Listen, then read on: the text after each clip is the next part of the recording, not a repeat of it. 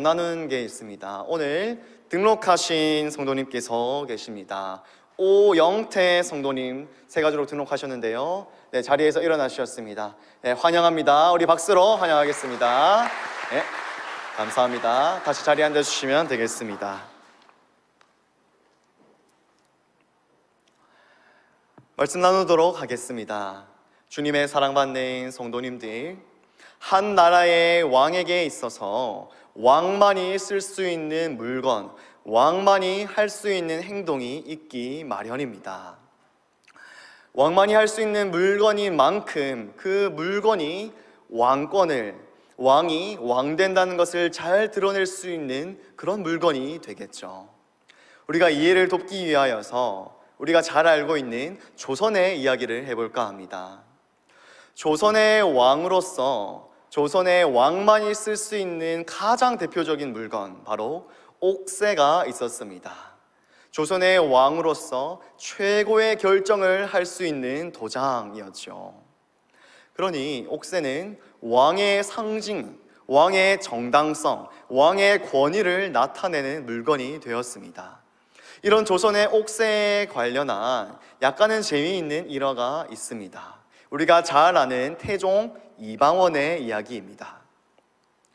태종 이방원은 아주 여러 가지 피를 흘리면서 왕위에 올랐습니다. 왕자의 난을 일으키면서 왕자들을 죽이기도 했고, 그리고 그 왕자의 난을 일으키면서 조선을 세우는 데에 아주 공헌한 사람을, 자기에게 반항할지도 모르는 사람을 그는 죽여서 자신을 반대하는 여러 사람들을 죽인 뒤에 태종 이방원은 조선 왕의 3대 자리에 오를 수가 있었습니다. 그런데 그렇게 피를 흘려서 왕의 자리에 올랐는데 문제가 하나 있었습니다. 왕은 왕이 되었는데, 왕의 자리에는 앉았는데 왕권을 상징하는 옥새가 이방원의 손에는 없었습니다. 왜냐하면 태조 이성계가 온갖 피를 흘리고 왕위에 오른 아들 이방원을 탐탁지 않아 했기 때문입니다. 그래서 태조 이성계는 옥새를 새롭게 왕이 된 이방원에게 주지 않고 옥새를 들고 함흥으로 떠나버렸습니다. 그러니 태종 이방원이 온갖 피를 흘리고 왕이 되기는 되었는데 나라를 세운 아버지의 인정을 받지도 못하고, 그렇다고 해서 왕권을 상징하는 옥새를 가지고 있지도 못하고 참 난처한 상황에 있었죠. 이째저째 해서 어떻게든 옥새를 돌려받기는 했습니다. 조선시대의 왕에게 옥새가 중요했던 것처럼 이스라엘 나라에게 정말로 중요한 물건이 있었다면 오늘 말씀에 나오는 하나님의 궤, 언약궤입니다. 언약궤가 왜 이스라엘에게 그렇게 중요했습니까? 언약궤는 하나님께서 특별히 함께 하신다는 상징입니다. 이스라엘이 어떤 나라입니까? 이스라엘은 이스라엘 민족만의 나라가 아닙니다. 하나님께서 세우신 나라가 이스라엘입니다. 하나님께서 세우셨고, 하나님께서 온 세상 나라 위에 모델이라고 세우신 나라가 이스라엘입니다. 그러니 이스라엘은 왕도 중요하지만 인간 왕보다 더 중요한 하나님이 계셨습니다. 그런데 하나님이 함께 하시다는 상징인 언약궤가 얼마나 중요했겠습니까? 그래서 다윗은 그 언약궤를 다시금 이스라엘에 돌려오려고 했습니다. 다윗은 이스라엘의 왕위에 오른 지 아직 얼마 되지 않았습니다. 사울 왕의 핍박을 피하는 동안 유다 지파 사람들이 다윗을 왕의 자리로 추대했었고, 그리고 사울 왕이 죽고 나서 잠시 동안 다윗파와 사울을 따르던 파가 잠시 동안 권력이 둘로 나뉘어져 있었지만, 그런데 이 사울판에서 내분이 일어나서 결국은 다윗이 모든 진영을 하나로 이루어서 온 이스라엘의 왕으로 등극했습니다. 하지만 여전히 다윗을 조금은 탐탁지 않아 하는 사람이 남아있던 사울파 가운데에는 있었을지도 모르죠. 그런 다윗에게 정말 중요한 한 가지가 있었다면 자신의 왕권을 공고히 한 것과 함께 하나님의 임재를 상징하는 언약궤를 되돌려와서 그가 하나님께로부터 세움받은 왕이라는 사실을 견고히 하는 것이었습니다. 하지만 오늘 말씀을 통해 볼 수 있듯이 다윗은 그 일에 실패하고 맙니다. 우리가 이 시간 말씀을 살펴볼 때에 다윗의 실패를 돌아보고, 그리고 그 다윗의 실패를 돌아보면서 우리가 마땅히 추구해야 할 이상이 무엇인지 함께 살펴보면서 하나님께서 우리에게 주신 그 이상 따라 살아가는 우리 동무산 교회가 되기를 소망합니다.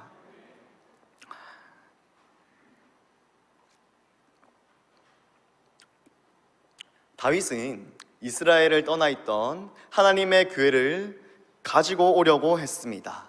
본문 말씀에서는 하나님의 교회를 이렇게 설명합니다. 그룹들 사이에 좌정하신 만군의 여호와의 이름으로 불리는 것. 그룹들 사이에 좌정하신 만군의 여호와의 이름으로 불리는 것. 그것이 바로 하나님의 교회, 언약교회입니다. 언약궤는 상자 모양입니다. 어느 정도 큰 상자 안에는 하나님을 상징하는 십계명의 두 돌판, 아론의 쌍난지팡이 등이 들어 있습니다. 그리고 그 상자 위에는 그룹들 둘이 있습니다. 그룹은 천사를 말합니다. 천사들이 이 작은 상자 위에 마주보고 있는데 그 천사의 날개를 이렇게 마주 포개듯이 하고 있습니다. 두 그룹이 언약궤에서 마주보고 이렇게 날개를 마주하고 있는 모습은 마치 누군가 앉을 수 있는 의자의 모양처럼 보입니다. 그래서 이 언약궤는 하나님께서 이스라엘 가운데에 그 그룹들 위에 좌정하셔서 앉으셔서 특별히 임재하셔서 은혜를 베푸시는 자리, 그 특별한 상징이 바로 하나님의 교회, 언약궤였습니다. 그래서 언약궤를 다른 말로 하나님께서 앉으셔서 은혜를 베푸시는 자리라는 의미의 시은좌라고도 합니다. 다윗은 그 특별한 성물을 다시금 이스라엘에 가져오려고 했습니다. 그 모습을 성경 말씀에 보면은 과히 웅장합니다. 다윗은 3만 명이나 이끌고 언약궤를 가져오려고 했습니다. 그리고 3만 명이나 동원하는 것도 모자라서 각종 모든 악기들로 웅장한 잔치를 벌이듯이 언약궤를 가져오려고 합니다. 각종 악기, 수금, 비파, 소고, 앙금, 재금 등을 연주합니다. 3만 명이나 되는 사람들이 언약궤를 가지러 왔고 그 자리를 채워주는 각종 웅장한 악기들이 있으니 그 모습은 가히 장관이었을 겁니다. 이런 것들은 겉보기엔 아주 화려하고 웅장했으며 이스라엘의 신앙을 회복하려는 다윗의 특별한 모습처럼 보이지만, 하지만 그 진정한 모습은 하나님 중심적이지 못했습니다. 3절에는 이렇게 되어 있습니다.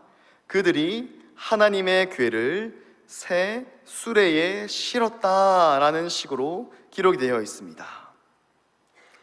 하나님의 궤를 새 수레에 싣고, 이 새 수레에 싣는 모습은 하나님의 방법을 따른 것이 아닌 이방 민족의 방법을 똑같이 따라한 것이었습니다. 과거 이스라엘이 이방 민족 블레셋에게 대패하고 언약궤를 빼앗겼던 적이 있었습니다.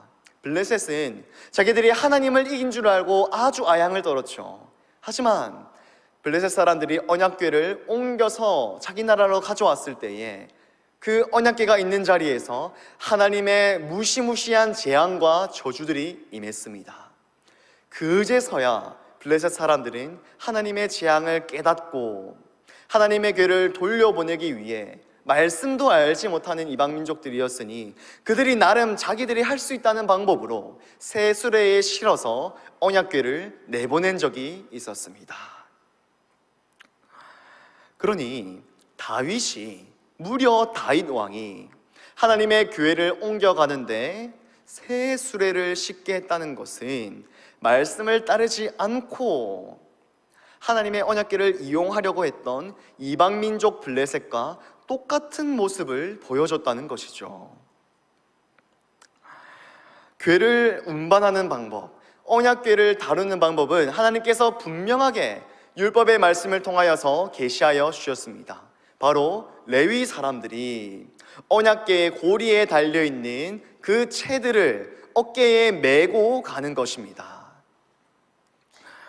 다윗은 하나님의 궤의 중요성은 알았지만 그것을 가지고 오는 방법에 있어서는 전혀 하나님 중심적이지 못했습니다. 그래서 다윗 왕은 실패했습니다.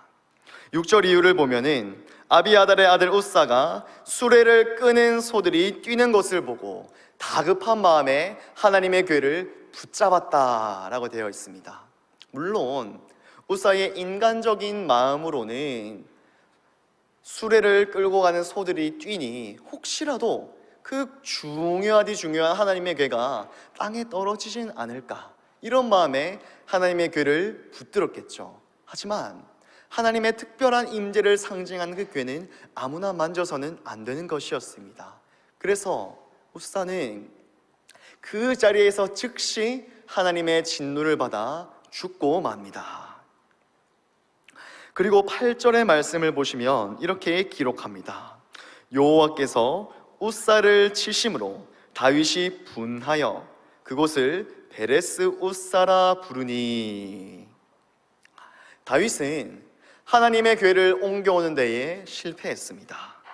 그는 자기 나름 아주 웅장하고 정성스럽게 3만 명을 모았고 온갖 악기를 연주하는 장면을 연출했습니다. 그렇게 웅장하고 품격 있게 하나님의 궤를 가져오려 했습니다. 하지만 그 중심은 하나님 중심적이지 못했고 이방 민족을 따라서 결국 실패하고 말았던 것이죠. 무엇보다 다윗은 여호와 하나님께서 우사를 치신 일에 분노하기까지 합니다. 그렇게 다윗은 철저히 실패하고 말았습니다. 이렇게 하나님의 일을 한다고는 하지만 하나님의 일을 하면서 자기 뜻대로 했기 때문에 실패하는 경우가 성경에는 종종 기록되어 있습니다. 대표적으로 출애굽기에 나오는 나답과 아비후의 일이죠. 모세는 시내산에서 하나님을 어떻게 섬겨야 할지에 대한 모든 율법들을 받아왔습니다. 그리고 율법들을 받아온 이후에 하나님의 말씀대로 레위 사람들이 하나님을 섬기기를 시작합니다. 그런데 그 시작의 때에 치명적인 실수를 범한 두 사람이 바로 대제사장 아론의 아들 나답과 아비후였습니다. 그 두 사람은 하나님께서 말씀하신 향을 피우는 게 아니라 괜찮겠지 하면서 자기가 피우고 싶은 향을 하나님 앞에 가져왔습니다. 하나님의 일을 하기는 하는데 내가 하고 싶은 대로 하겠다는 마음이었죠. 그때 무슨 일이 있었습니까? 하나님께서 그 나답과 아비후에게 불을 내리셨습니다. 이렇게 하나님의 일을 하지만 자기 마음대로 하는 이야기는 구약뿐만 아니라 신약의 말씀에도 있습니다. 바로 사도행전의 초대교회에 나오는 아나니아와 삽비라의 이야기이지요. 초대교회에서는 교회가 처음 모여들기 시작하면서 많은 사람들이 자신의 소유를 팔아서 가난한 자들을 구제하는 데에 힘썼습니다. 그중 바나바는 자기의 밭을 판 모든 돈을 내어놓는 훌륭한 모습을 보였죠.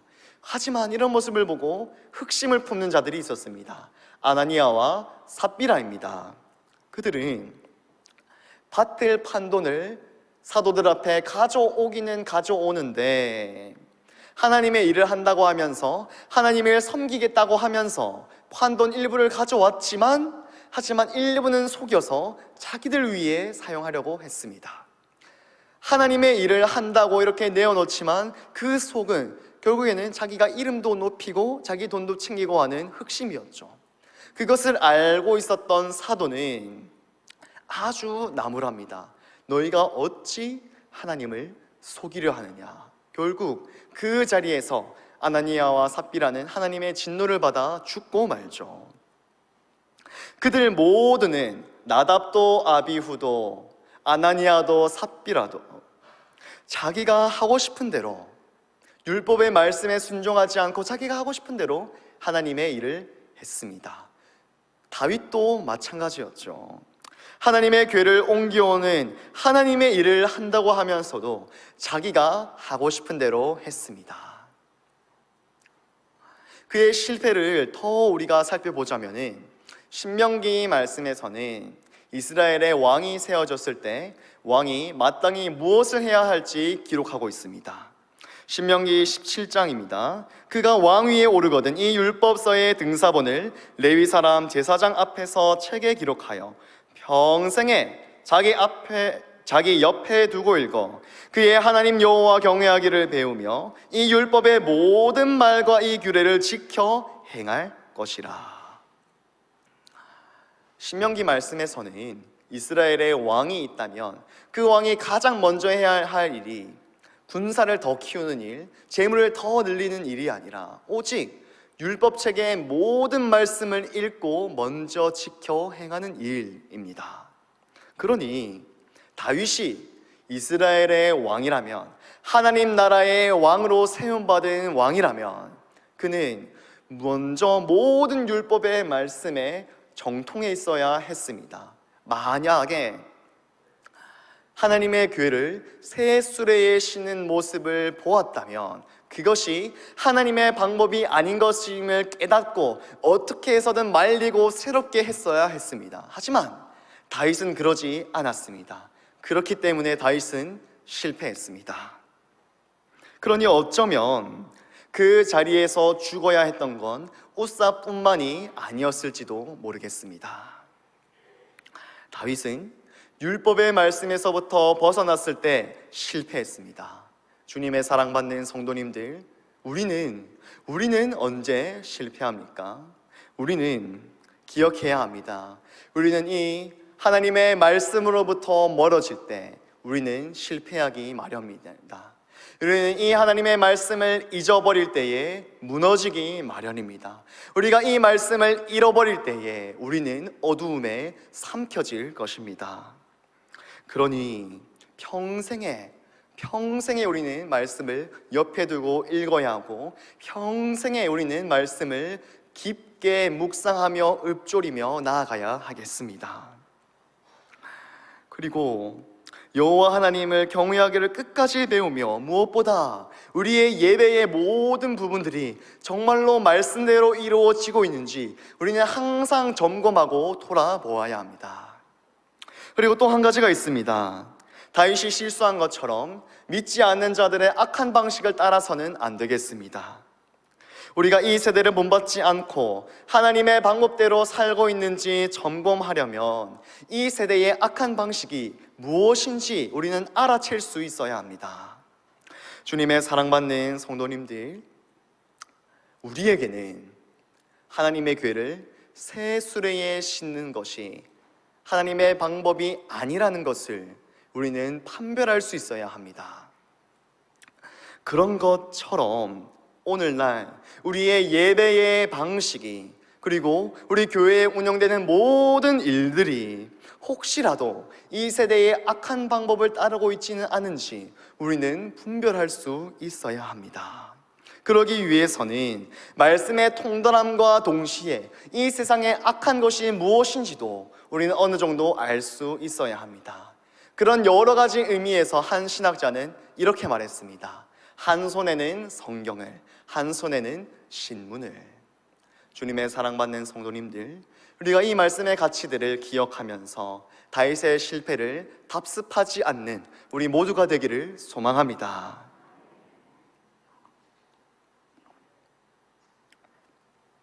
우리는 다윗의 실패를 돌아보았습니다. 다음으로 하나님께서 우리에게 보여주시는 이상이 무엇인지 우리가 함께 살펴보도록 하겠습니다.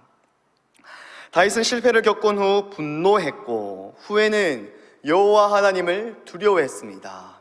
말씀해 보니 여호와의 궤가 어찌 내게로 오리요, 이렇게 생각하면서 다윗은 걱정에 걱정을 더했습니다. 여호와의 궤를 계속해서 예루살렘으로 메어오지 않고 오벳에돔의 집으로 가게 했습니다. 아마 여러 가지 두려운 마음들이 있었겠지요. 그런데 그 하나님의 교회를 맡은 오벳에돔의 집에서 놀라운 소식이 석 달 동안 전해져 옵니다. 바로 하나님의 교회를 맡은 그 오벳에돔의 집에 하나님께서 복의 복을, 오벳에돔의 모든 소유의 복을 더하셨다는 소식이었습니다. 이 소식은 하나님께서 회복을 시켜주시겠다는 신호요, 회복의 시그널이었습니다. 과거 언약궤가 빼앗겨서 블레셋에 갔을 때에 언약궤를 잘못 다룬 일로 말미암아 하나님을 블레셋에 여러 재앙을 내리셨다고 말씀드렸습니다. 그런데 언약궤를 잘못 다루고 언약궤가 옮겨간 오벳에돔의 집에 재앙이 아닌 하나님은 복의 복을 더하여 주셨습니다. 비록 다윗이 실패하였지만 하나님께서는 한 번 더 회복의 기회를 오벳에돔의 집에 복에 주시는 것을 통하여서 주님은 보여주셨습니다. 이에 다윗은 기쁨으로 하나님의 교회를 메어오게 합니다. 여기서의 핵심은 메어오는 것입니다. 12절의 말씀을 보시면은 다윗이 가서 하나님의 교회를 기쁨으로 메고 라고 되어 있습니다. 이제 더 이상 다윗은 그의 실패를 답습하지 않습니다. 이제 더 이상 그는 이방 민족의 방식을 따르지 아니하고 하나님께서 율법의 말씀을 통하여 계시하여 주신 대로 레위 사람들을 통하여서 하나님의 교회를 메어서 이스라엘로 가져옵니다. 예루살렘으로 복귀시킵니다. 그는 실패에도 불구하고 하나님의 교회를 메어가게 하신 그 여호와께 온 기쁨과 찬송을 올려드립니다. 여호와 앞에서 모든 민족들이 보는 앞에서 기쁨의 춤을 추고 그와 함께 온 이스라엘 족속이 함께 누리고 마시는 잔치로 이어집니다. 그리고 하나님의 교회가 복귀되는 일이 마무리된 후 다윗은 하나님의 교회를 두고 하나님께 한 가지 간구를 드립니다. 나 자신은 의리의리한 백향목 궁에 살거늘 어찌 하나님의 교회는 그 초라한 장막에 있을 수 있냐며 하나님의 성전을 짓고 싶다는 마음을 기억했습니다. 하나님께서는 그 귀한 마음을 받아주셨죠. 비록 다윗이 아닌 그의 아들이 성전을 짓게 하셨지만 하지만 그 다윗의 마음을 보시고 하나님께서는 다윗의 집과 나라가 영원히 보존되고 그의 왕위가 영원히 견고하게 하실 것을 약속해 주십니다. 그리고 다윗의 계보를 통하여서 영원한 왕위가 이루어질 거라는 그 약속은 바로 영원한 왕이신 우리 주 예수 그리스도를 통하여 이루어졌습니다. 그런데 예수님은 조금은 이상한 왕이셨습니다. 세상 나라는 왕의 탄생을 너무나도 중요하게 여겨서 왕의 탄생을 이야기하는데 여러 가지 이야기들을 덧붙이지요. 우리 한반도만 해도 그렇습니다. 우리 역사에 있는 고대 나라, 대표적으로 고구려만 보셔도 고구려를 세운 사람이 주몽인데 그 주몽은 분명 사람인데 알에서 태어났다는 그런 이야기들을 만들었죠. 그만큼 왕의 탄생의 이야기들은 놀랍게 만들기 마련입니다. 그런데 예수님의 탄생 이야기는 참 이상했습니다. 예수님께서 왕으로 나심을 알아보고 경배한 이는 이방에 있는 동방 박사들 뿐이었습니다. 예수님이 나실 때 주위에 있던 어떤 이들도 예수님께서 태어나신 것을 축하하지는 않았습니다. 단지 천사들의 직접적인 고지를 받고 나서야 아기 예수님을 찾아온 평범하디 평범한 목자들 뿐이었죠. 그리고 예수님의 공생의 사역 기간도 참 이상했습니다. 그분을 따르는 제자들은 아주 평범한 어부들 중심이었고 그리고 3년 동안 제자들은 예수님의 말조차도 제대로 따르지 않았습니다. 예수님은 진정한 왕이신데도 말입니다. 그리고 예수님께서는 돌보고 고치시는 이들은 아주 약한 자들이었습니다. 그리고 약하고 귀신 들린 사람들이었습니다. 그리고 예수님께서는 시대의 죄인으로 여김받던 세리와 식사 자리를 함께 하셨습니다. 일반적인 왕과는 아주 다른 이상한 행보를 보이셨죠. 그렇게 예수님은 이상한 왕이셨지만, 하지만 예수님은 정말 말 그대로 이상적인 왕이셨습니다. 예수님께서는 그분의 모든 생애 동안 단 한 번의 실패 없이 율법의 모든 말씀의 요구들을 직접 지키셨습니다. 이스라엘 왕 중에 가장 뛰어난 왕으로 여김받는 다윗 왕, 하나님 나라의 합한 왕으로 여김받는 그 다윗 왕조차 실패하였는데, 하지만 우리의 영원하신 이상적인 왕 예수님께서는 그가 사시는 모든 날 동안 모든 율법의 말씀을 한 점 한 획도 떨어지지 않고 지키셨습니다. 바로 그가 십자가에 달려 죽으시기까지 말이지요. 다윗은 실패를 겪으면서 분노했었습니다. 그들이 바른 분노는 아니었지요. 하지만 예수님의 분노한 이야기의 성경을 보시면 아주 정말 예수님께서 이상적인 왕이라는 걸 알 수 있습니다. 예수님께서는 성전에서 불법적인 매매를 하는 무리를 보고 그때 거의 유일하게 정말 노하면서 분노하셨습니다. 무엇보다 말씀의 원리를 지켜야 할 성전에서 인간의 욕심으로 폭리를 취하는 이들을 가만 보지 않으시는, 정말로 율법의 모든 원리가 이루어지기를 원하시는 진정한 왕이셨죠. 이상 그 자체이셨던 예수님이셨지만 율법의 모든 말씀을 지키셨기 때문에 죄는 하나도 없는 완전한 의인이신 예수님이셨지만, 그 왕께서 모든 말씀을 지키셨지만 모든 말씀을 지키지 않은 죄인처럼 여겨져 십자가에 달려 죽으셨습니다.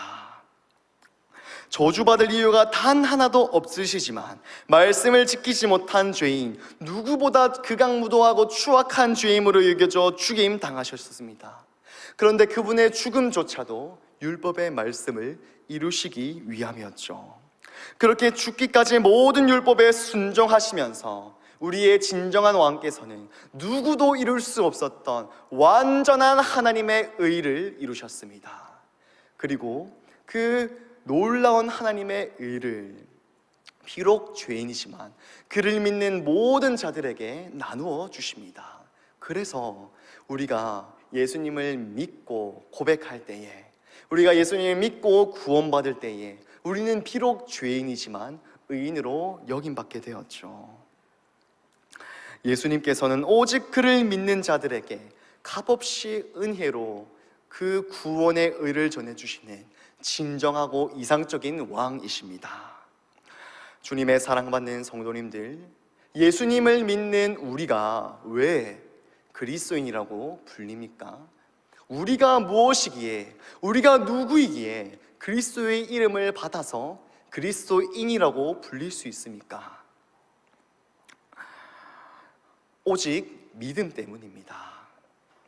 우리는 오직 믿음만으로 그분과 함께 죽고 함께 살아나서 그분과 함께 연합했기 때문에 우리는 그리스도인이라고 불릴 수 있는 자격을 얻었습니다. 그리스도인이 되었다는 것에 대하여서 개혁교회 신조인 하이델베르크 요리문답은 이렇게 말합니다. 32문입니다. 그런데 당신은 왜 그리스도인이라 불립니까?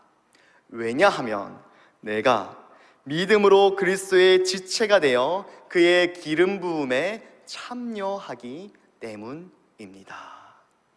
우리는 부족한 죄인이었지만 오직 믿음으로 그리스도와 연합되었기 때문에, 오직 믿음으로 그의 기름 부으심에 참여하기 때문에 우린 그리스도인이라고 불리게 되었습니다.